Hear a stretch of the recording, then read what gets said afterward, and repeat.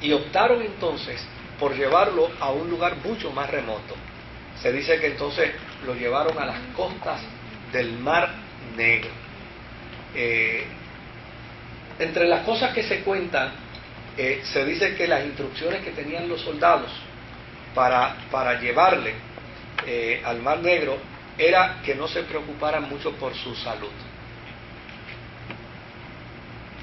O sea, lo importante es llevarlo al lugar donde se va a exilar ahora, pero no hay que tener mucho cuidado con su salud, porque a fin de cuentas lo que querían era salir de él.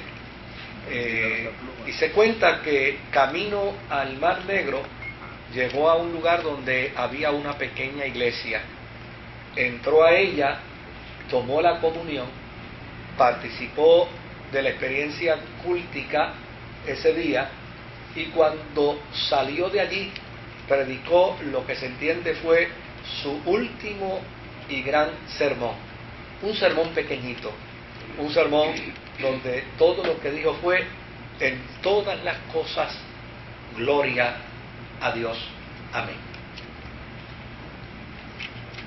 En todas las cosas. Es como si hubiera tomado prestado las palabras del apóstol San Pablo, ¿no? De agradecer a Dios en toda circunstancia, agradecer a Dios en toda dificultad. Y eso fue todo lo que dijo: en todas las cosas gloria a Dios, amén. Y desde luego, camino al Mar Negro, él enferma y muere.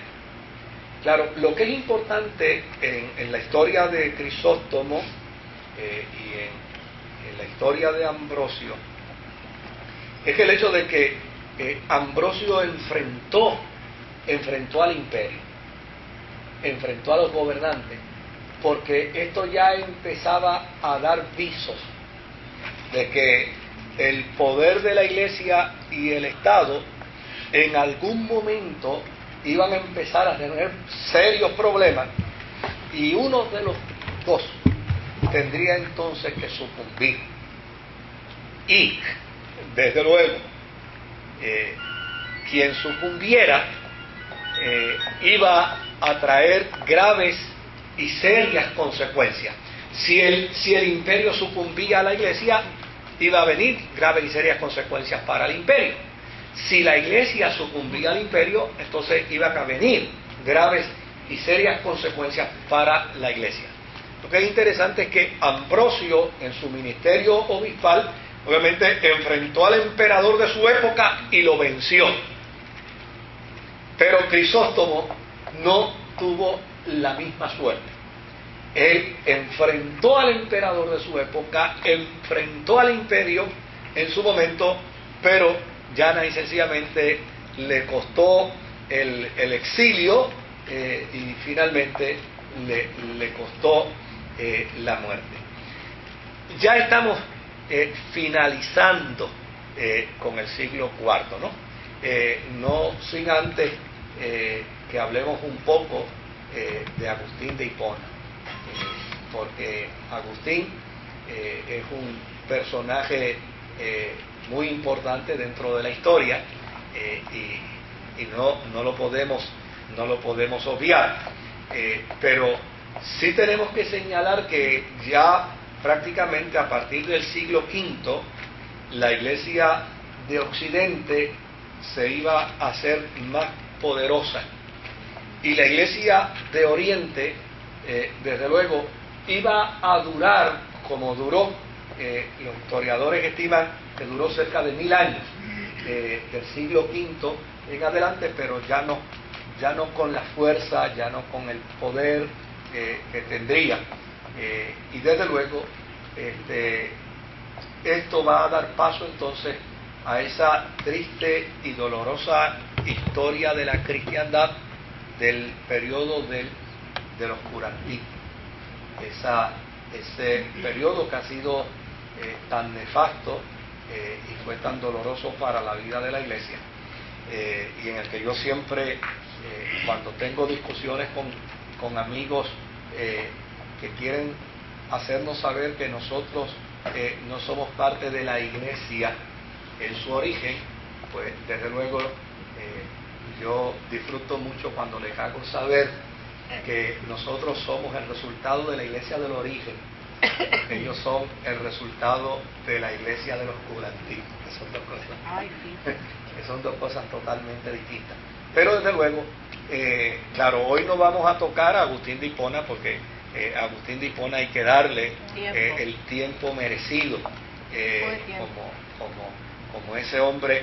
De hecho, Agustín de Hipona, una de las cosas que se puede señalar de él es que Agustín de Hipona fue hijo espiritual de Ambrosio, y eso pues es importante señalarlo porque fue un hombre que con una vida, bueno, ya lo vamos a estudiar, ¿no? Con una vida bastante turbulenta, pero con una entrega absoluta y con una aportación a la experiencia de la cristiandad extraordinaria. No sé si hay alguna pregunta hasta aquí. Si la hay y yo no la puedo contestar, qué bueno que está Celeste. San Agustín es el que se conoce como San Agustín.